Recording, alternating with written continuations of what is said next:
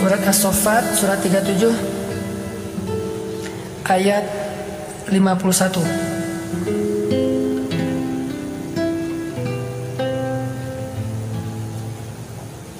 Atau 50 deh. Surat 37 ayat 50. Ini saya bacain dulu ya. Nanti setelah itu kita renungkan. Bismillahirrahmanirrahim. فأقبل بعضهم على بعض يتساءلون قال قائل منهم إني كان لي قرين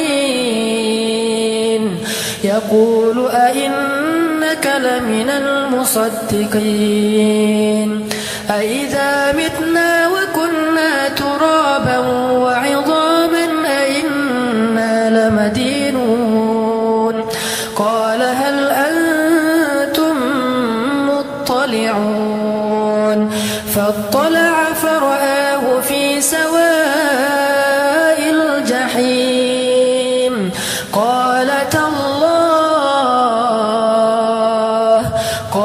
تالله إن كدت لتردين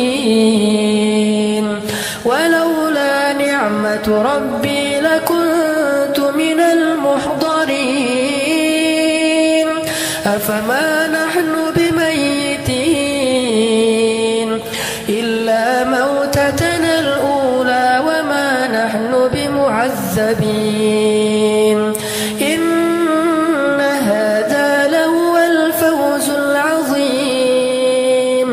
لمثل هذا فليعمل العاملون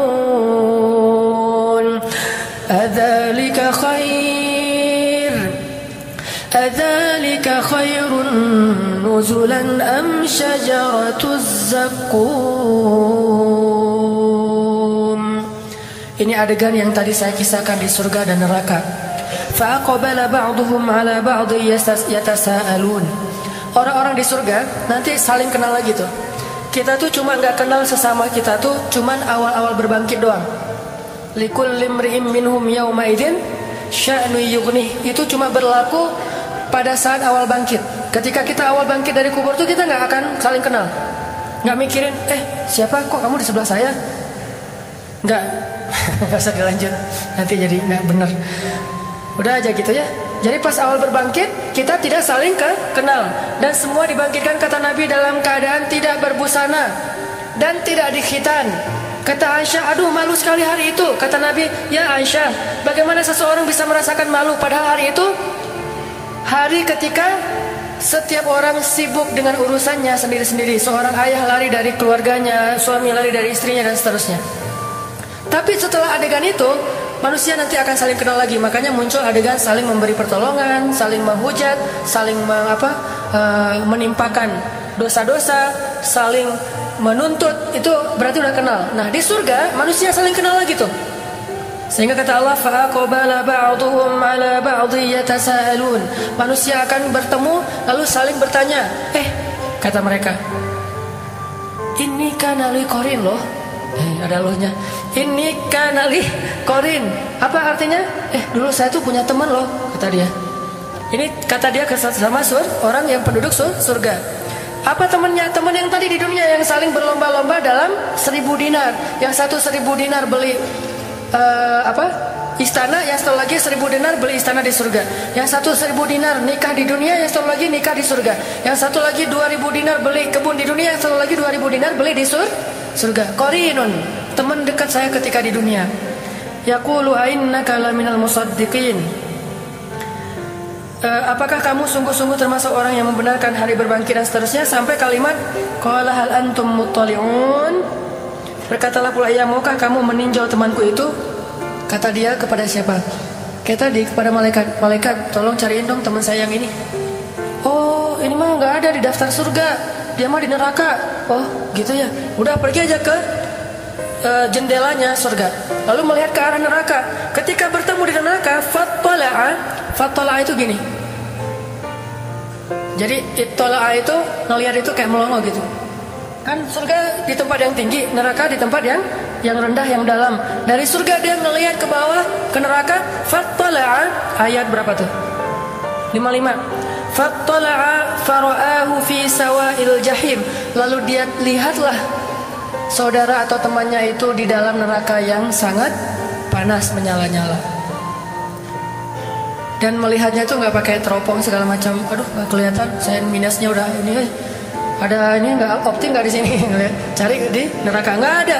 Ngelihat langsung penglihatan orang-orang di surga itu basirah, sangat bening, jelas, sehingga bisa melihat ke dalam neraka. Ternyata temannya ada di sawa'il jahim. Sawa'il jahim itu kata ulama di dasar neraka. Qala, berkatalah orang yang di surga ini, tallah, demi Allah, in kita la turdin, hampir saja kamu mencelakakan saya. Apa maksudnya? Coba kalau dulu saya dengerin nasihat kamu, pasti nasib saya sama dengan kamu sekarang di neraka, gitu. Coba kalau dulu saya ngikutin nasihat kamu, saran dari kamu, pasti saya sekarang sama-sama tersiksa. Qala tallahi in kitta la turdin walaula ni'matu rabbi lakuntu minal muhdharin. Kalau bukan karena nikmat Allah yaitu hidayah yang membolak-balikan hati, saya pasti akan termasuk di antara orang-orang yang disiksa. Itu dialog antara penduduk surga dengan penduduk neraka di akhirat. Makanya dialog ini harus jadi motivasi kita, bukan menuduh orang neraka, enggak. Ada teman kita yang belum hijrah, ntar kita dialog ya. Enggak usah gitu, itu mah sombong ya. Baru ngelihat teman kita yang misalnya masih mabuk gitu ya, ntar kita dialog ya. Aku mah di atas, kamu di bawah. Maksud lo apa? Kamu di neraka, saya di surga. Nanti lihat kita, lo baca aja di surat As-Saffat. Saya yang akan ngomong kayak gitu ke kamu. Nggak boleh kayak gitu. No judgment ya, nggak boleh menghakimi orang lain. Cuman ini bukan untuk menghakimi orang lain, tapi untuk memotivasi diri kita. Beda ya, bukan untuk menghakimi orang lain, tapi untuk memotivasi diri kita. Karena bisa jadi orang yang tadi kita hakimi ternyata sama-sama di surga. Kita sama-sama di surga, kata dia. Nggak ada dialog yang seperti kamu gambarin. Oh gitu ya, nggak jadi dialognya. Nggak jadi, soalnya saya udah hijrah juga misalnya. Dialognya jadi fa'aqbala ba'dhum ala ba'dhin yatasaalun. Dialognya tuh di ayat yang tadi pertama, saling sama-sama di surga. Kalau di Al-Waqiah, yatufu alaihim wildanun mukhalladun bi akwabi wa abariqa wa ka'sim min ma'in la yusaddauna anha wa la yunzafun. Jadi nanti mereka lagi ngobrol gitu ya, terus lewat pelayan-pelayan anak muda yang mukhalladun, yang kekal, bawa ka'sin, gelas-gelas bening dari permata dan menuangkan khamar. Jadi kita minumnya di surga itu khamar, tapi khamar berkualitas tinggi, yang kalau di dunia mungkin tidak ada nilai yang sanggup membayar khamar itu. Satu tetesnya aja lebih mahal daripada dunia dan seisinya. Sedangkan khamar di dunia, karena kita ada khamar yang di beberapa kafe itu satu gelasnya atau satu botolnya 5 juta. Saya pas ngelihat harganya, wah 5 juta, mending saya kredit motor nih. Namanya juga orang pas-pasan. Orang 5 juta itu untuk minum doang tuh. Kita 5 juta lumayan bisa modal usaha. Di dunia aja khamar bisa 5 juta satu botol. Di akhirat satu tetesnya lebih mahal daripada dunia dan seisinya. La yusaddauna anha wa la yunzifun. Tidak akan mabuk orang yang meminum minuman itu. Minum sesukanya, lezatnya lebih lezat, tetapi tidak akan menghilangkan pikiran atau akal mereka. Jadi kita tos, gimana dulu di dunia? Wah, kenapa kamu mabuk gitu? Ternyata dia bawa dari gitu ya, nggak boleh ya. Nah ternyata nggak ada itu di surga, nggak ada orang minum khamar. Loh, kok mabuk ya? Perasaan di surga nggak ada yang mabuk deh. Nih, jangan-jangan mereknya apa nih? Nggak ada ya di surga maya. Semuanya lurus. Sehingga dialog itu akan terjadi nanti di akhirat. Ini motivasi buat kita. Sehingga kalau misalnya kita sedikit ngerasa agak kayak kok hidup saya susah gini, padahal udah hijrah, bilang aja apa yang ada di sisi Allah lebih baik. Saya udah mudah-mudahan dapat di akhirat. Kalau misalnya orang lain bisa membeli segala macam di dunia, kita belinya lewat sedekah aja, lewat dua rakaat sholat, lewat tasbih. Kita mengatakan misalnya Subhanallahil azim, subhanallahi wa bihamdi. Itu pahalanya apa? Satu kali mengucapkan Subhanallahil azim, subhanallahi wa bihamdi, pahalanya Allah tumbuhkan satu pohon kurma di surga. Sehingga satu pohon kurma ini kalau kita berjalan 100 tahun itu belum keluar dari naungannya, saking rindangnya pohon kurma di surga. Cuma bilang subhanallahil azim, subhanallahi wa bihamdi. Kalau dibalik subhanallahi wa bihamdi, subhanallahil azim, Allah beratkan timbangan kita. Cuma bolak-balik itu aja pahalanya beda-beda. Coba teman-teman lihat orang yang saking semangatnya kerja, biasanya teman-teman dari etnis Tionghoa misalnya, kan mereka semangat-semangat tuh kalau kerja. Dia jualan, dia punya kafe misalnya, atau punya sebuah stand di mall. Udah punya kafe, masih jualan yang perintilan-perintilan di depan toko tuh. Kadang-kadang jual yang nggak terlalu mahal. Loh, kok dia masih mau jualan kayak gitu-gitu, padahal dia udah punya kafe yang perintilan pun dia lakukan. Lumayanlah buat isi pulsa, lumayanlah buat bensin, lumayanlah buat bayar pembantu. Dia masih mikirin yang kecil-kecil, padahal dia udah punya toko yang besar. Kenapa kita sebagai muslim mengabaikan yang kecil-kecil yang Allah tawarkan pahalanya besar? Udah kok, udah tahajud, udah tambahin aja yang perintilan. Subhanallahil azim wa bihamdi, subhanallahi wa bihamdi wa subhanallahil azim. Itu kan perintilan kan? Kalimatan khafifatan 'alal lisan, habibatan ilar rahman, thaqilatan fil mizan.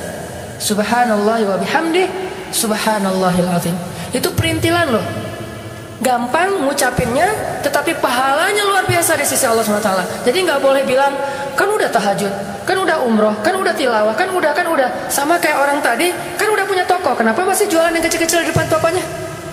Begitu juga kita, kan udah tahajud, kenapa masih mikirin subhanallah, subhanallahan?